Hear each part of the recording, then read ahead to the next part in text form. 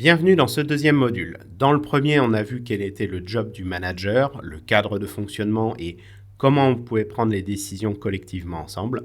Dans ce deuxième module, on va voir comment piloter ton périmètre d'activité. Le premier chapitre, il va concerner le pilotage au quotidien avec plusieurs sous-parties et une première sous-partie qui va concerner un outil qui en fait regroupe trois. Ces trois outils, ce sont le stand-up meeting, le tableau blanc et la gestion de capacité. Ces trois outils, ça se regroupe dans un seul qui va s'appeler le point quotidien. Et le point quotidien, il va poursuivre plusieurs objectifs, trois principalement. Celui de fixer les priorités, celui de réallouer la charge et celui de prendre et de donner la tendance de la journée. C'est un point qui va durer 15 minutes et qui est à tenir quotidiennement. Dans certaines équipes, ça peut faire du sens de réajuster la fréquence, mais je te conseille vraiment de commencer par un point quotidien, d'essayer au moins pendant un mois, et puis après, tu verras et tu ajusteras. Les personnes qui participent à ce point quotidien, c'est toi manager et l'ensemble de ton équipe. Et pendant ces 15 minutes, il va se passer plein de choses. L'idée, ça va être de bien s'assurer des présences et des absences, de passer en revue les indicateurs, de fixer les priorités de la journée, d'échanger sur la charge individuelle et collective et au besoin de réallouer, de remonter d'éventuels problèmes qui ont pu survenir la veille et également des plans d'action qui peuvent être en cours, et tout ce qui va concerner la vie d'équipe plus largement. Pour que le point quotidien puisse être efficace, il va être important d'avoir des informations à l'entrée qui vont être écrites justement sur ce tableau blanc. Tu vas y retrouver les indicateurs, les problèmes dont il va être important d'échanger lors de ce point et les différents messages qui pourraient être posés. L'idée, c'est qu'à la sortie de ce point quotidien, les priorités soient claires pour tout le monde, qu'il y ait des arbitrages qui aient été faits sur la répartition des charges et que sur les problèmes qu'on peut identifier, une personne ait été désignée avec une deadline claire. Le cadre que je te recommande pour que ce point soit efficace, c'est le suivant. C'est que déjà, le tableau il soit alimenté en amont de la réunion. Si c'est fait pendant la réunion, tu peux être sûr que les 15 minutes elles vont exploser. Donc c'est vraiment important que ce soit fait avant. Que les définitions des plans d'action et des responsabilités soient claires pour tout le monde, y compris les deadlines. Que tout le monde participe dans ce point et que chacun puisse venir l'alimenter. Et je t'invite également à mettre en place une animation tournante. Ce n'est pas forcément à toi de le faire, c'est que chacun puisse s'approprier l'outil. Et que s'il y a un point spécifique qui émerge, parce qu'il y a eu un gros problème de prod ou je ne sais quoi, eh bien, de le noter, mais d'en parler après pour éviter de bloquer 15 minutes tout le monde. Un des sens cachés de ce point quotidien, c'est de viser le développement de l'autonomie de ton équipe. Et cette autonomie, elle va se matérialiser par plein de petites choses. Ça va passer par le fait d'identifier plus facilement des points d'amélioration continue, de faciliter l'intégration de nouveaux arrivants, de faciliter toi ton pilotage en tant que manager ou lorsque tu es absent, que l'équipe puisse aussi piloter l'activité et gérer les priorités. Au passage, tu vas favoriser la prise de parole en public avec entre autres l'animation tournante. Ça va permettre de prendre en considération chacun et de bien lisser la charge de travail. Ça va amener aussi de la transparence sur la charge de travail de chacun et des tâches qui sont à traiter, y compris les tiennes. Et c'est un moment aussi qui va permettre l'échange de bonnes pratiques. Par exemple, si une personne se plaint de sa charge de travail, le questionnement qui va en découler va nécessairement amener des réflexions de la part des autres personnes de « Tiens, mais toi, comment tu fais ça? Moi, je fais comme ça et ça me permet de gagner du temps. » Et au final, tout le monde est gagnant avec cette pratique. Pour que ce point quotidien il se passe bien, je vais t'inviter à mettre en place quelques règles d'or et à les poser avec l'ensemble de ton équipe. La première règle d'or que je t'invite à suivre, c'est celle de fixer un créneau qui soit tous les jours à la même heure. Comme ça, tu te poses plus de questions, ton équipe ne se pose plus de questions et petit à petit, ça va devenir une habitude. La deuxième règle d'or que je t'invite vraiment à suivre, c'est de commencer et de finir à l'heure. L'idée, c'est vraiment de tenir ces 15 minutes. Ça veut dire que si le point est à 9h, les gens, il ne faut pas qu'ils se lèvent de leur chaise à 9h. C'est déjà trop tard. Il faut qu'ils soient là une minute avant au moins. Et si jamais tu vois que ça va déborder, c'est pas grave. Tu coupes. Et le lendemain, vous essayez de faire mieux pour pas déborder. La troisième règle d'or que je t'invite à suivre, c'est de faire ce point debout. Pourquoi? Parce qu'au bout de 15 minutes, généralement, on commence à avoir mal aux pattes lorsqu'on est debout à écouter. Et donc, ça va donner envie d'écourter et de s'assurer que ça va durer 15 minutes. Et si jamais tu as des équipes à distance, eh bien, pose le cadre de la caméra doit être allumée. Pourquoi ? Déjà, c'est plus sympathique, ça permet de voir l'ensemble de ses collègues, y compris ceux qui sont à distance. Et ça évite aussi aux personnes d'avoir la tentation de vouloir faire autre chose que d'écouter ce point. Si les personnes ne sont pas attentives, tu peux être sûr que les 15 minutes, pareil, elles ne seront pas tenues. Je reviens sur le choix horaire du créneau. Ce créneau, il va être important qu'il soit bien validé par tout le monde. Parce que si tu mets ce point à un horaire qui ne convient pas aux gens, pour X raisons, ça peut être des raisons professionnelles, parce qu'ils ont des choses à faire à ce moment-là, je sais pas, des horaires à respecter particuliers, et que si tu le mets à ce moment-là, ça va générer de la pression supplémentaire, ou des problèmes plus personnels. Si tu mets ça à ton point à 8h du matin, alors qu'il y a des gens qui ont tendance à arriver à 8h30, ça va forcément un problème. Donc, cale ce point à un moment où tout le monde est OK pour ça. La règle d'or suivante, je l'ai déjà évoquée lorsque je t'ai présenté la carte du point quotidien, c'est que s'il y a un sujet autre qui se présente, c'est on le note, mais on en discute après avec juste les personnes concernées. Le but, c'est pas d'immobiliser tout le monde, c'est vraiment de les garder 15 minutes pour que ce point il soit efficace et que le sujet il sera traité après, dans un deuxième temps. Et enfin, ce point, c'est aussi un moment convivial. Si les gens ils veulent venir avec leur café, c'est OK, c'est aussi un moment informel et dynamisant. Donc le but, c'est pas que ce soit militaire. Là, on a parlé pas mal du stand-up meeting, maintenant on va passer au tableau blanc. Le tableau blanc, plusieurs choses à avoir en tête. C'est que ce tableau blanc, chaque équipe va en avoir un qui est le sien. Chaque équipe va avoir un tableau différent et c'est normal. Et ce tableau, il va être le reflet de ton équipe à un instant T. Ce qui fait qu'avec le temps, il peut y avoir des évolutions à ton tableau et c'est complètement normal. Si tu fais un tableau aujourd'hui avec ton équipe, que tu crées le template de ton tableau, peut-être que dans 6 mois, il sera intéressant de le changer. Et c'est complètement OK. Et ce template, il peut être physique ou digital. Si tu as des équipes qui sont à distance, passer sur un modèle digital, ça peut être intéressant. Par contre, si c'est que du présentiel, je t'invite à investir dans un grand tableau blanc qui va te permettre justement d'avoir un support visuel intéressant à mobiliser. Et ce tableau, il va comporter plusieurs zones et c'est ce qu'on va voir juste après. Quelles sont les différentes zones que tu vas pouvoir reprendre dans ce tableau blanc ? La liste que je vais te donner, elle n'est pas exhaustive, tu pourras en rajouter d'autres évidemment, mais je vais te donner au moins les principales. Tu vas pouvoir retrouver à l'intérieur des éléments comme les notions de planning, les objectifs, les indicateurs, tout ce qui va concerner la gestion de capacité, les problèmes qui sont survenus, la notion de client, les messages qui sont à faire passer à l'équipe, tout ce qui va concerner les formations, tout ce qui va concerner aussi les succès, très important les succès, la notion de vie d'équipe, des sujets divers qu'il pourrait y avoir et finalement tout ce qui va faire sens pour toi et ton équipe. Tout ce qui va concerner la colonne de droite, c'est vraiment ce que je t'invite à mettre en place. Ce sont des éléments qui vont être très importants souvent à piloter au quotidien dans son rôle de manager. Mais le plus important, ça va être surtout ce qui va faire du sens pour toi et ton équipe. Je vais maintenant te donner quelques astuces et choses à éviter pour que ça se passe bien au niveau de la création et de la vie de ton tableau blanc. Ce que je vais t'inviter à faire, ça va être ce tableau blanc de le créer, de le co-créer avec ton équipe. Parce que si tu veux que ce tableau ne soit pas un outil du manager que tu imposes, mais bien un outil de l'équipe où chacun va y trouver du sens, il va être important de le construire avec les différents membres de ton équipe.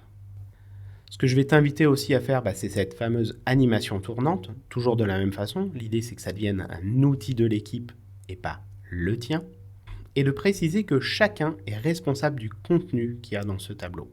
C'est-à-dire que si à un moment, ça sert à rien, il faudra avoir le courage de lever le doigt et de dire ça sert à rien, d'expliquer pourquoi et de le refaire. Parce que, comme je l'ai expliqué avant, un tableau, ça vit avec l'équipe et ce qui était valable à un moment en termes d'intérêt n'est peut-être plus valable 2 mois, 6 mois, 1 an après. Et dans les trucs à éviter, ça va être par exemple de chercher à résoudre les problèmes devant le tableau. Parce que là, tu peux être sûr que les 15 minutes, ça va exploser. De croire que c'est un outil uniquement du manager, et c'est pour ça que je t'invite vraiment à le faire approprier cet outil par l'équipe en le co-créant avec eux. Et également de passer sous silence le fait que le tableau il ne soit plus pertinent. Si à un moment, les gens ils commencent à s'ennuyer devant, si tu vois qu'il commence à plus y avoir un intérêt, c'est un signal d'alarme. Essaye de les inviter à lever le doigt, comme je te le disais, pour qu'ils disent que ça va plus. Mais sois toi aussi attentif au fait que si tu sens qu'il y a de l'ennui en face de toi, c'est que le tableau il ne répond peut-être plus à leurs besoins. Concrètement, à quoi ça peut ressembler un tableau? Je vais te montrer plusieurs exemples. Dans cet exemple, tu peux avoir la liste des personnes avec la gestion de capacité de chacun, en termes de charge, là où il en est, mais je reviendrai dessus un peu plus tard dans la vidéo. Une information ou des informations qu'il a besoin de partager avec le reste de l'équipe, et la liste des tâches sur laquelle il travaille. Tu vas avoir également les indicateurs clés qui ont été identifiés, la priorité du jour qui va être clairement notée, des problèmes qui ont pu être identifiés la veille et qui va être intéressant de faire remonter pour que tout le monde en ait connaissance, et par exemple autres comme le planning décroissant du vendredi ou je ne sais quoi. Je ne sais pas si tu as fait attention, mais dans la liste des personnes, il y a le manager, et s'il est présent, c'est pas pour rien. C'est parce que si tu demandes cet effort de transparence aux membres de ton équipe, il est important que toi aussi tu fasses ce même effort de transparence vis-à-vis d'eux. Un deuxième exemple de tableau qui, lui, est plus sous un format semainier. Donc ça va être chaque semaine, on va venir remplir les différentes cases. Et là, pareil, on va avoir les différents membres de l'équipe avec le manager, des infos diverses que les gens ils vont pouvoir actualiser jour après jour, et leur planning de tâches jour après jour. Et ça va permettre comme ça d'avoir une vue un peu globale sur une semaine complète, ce qui peut être assez intéressant aussi pour toi en termes de suivi. Les exemples que je t'ai montrés, c'est uniquement pour que tu puisses t'en inspirer. Le but, c'est pas que tu copies. Il faut faire ce qui a du sens pour toi et ton équipe. J'en viens à la gestion maintenant de capacité. C'est ces 3 sigles que tu as peut-être déjà vus. Rond, croix, triangle. Alors ça fait un peu PlayStation, je te l'accorde. Mais ça veut bien dire ce que ça veut dire. Dans la gestion de capacité, il faut bien comprendre quelque chose. C'est que dans une journée, on va avoir une capacité disponible qui va être en fonction des forces qui sont présentes dans ton équipe et un temps de production qui va être estimé. Ce temps de production, il va être en fonction des dossiers par exemple que tu peux avoir ou de ce que tu as d'une commande à remplir ou je ne sais quoi. Et en fonction de ce rapport entre la capacité disponible et le temps de production qui va être estimé, tu vas avoir justement une estimation de la charge. Tu peux avoir des situations où la capacité disponible est grosso modo égale au temps de production qui est estimé. Tu vas avoir des situations aussi où la capacité disponible est supérieure au temps de production estimé. Et tu vas avoir des situations où la capacité disponible va être inférieure au temps de production estimé. Et ces 3 situations correspondent aux 3 sigles dont je t'ai parlé. Le rond, le triangle et la croix. Derrière chacun de ces symboles, va y avoir un message sous-jacent. Pour le rond, ça veut dire que je peux aborder la charge de travail qui est prévue et qu'il me reste encore de la disponibilité.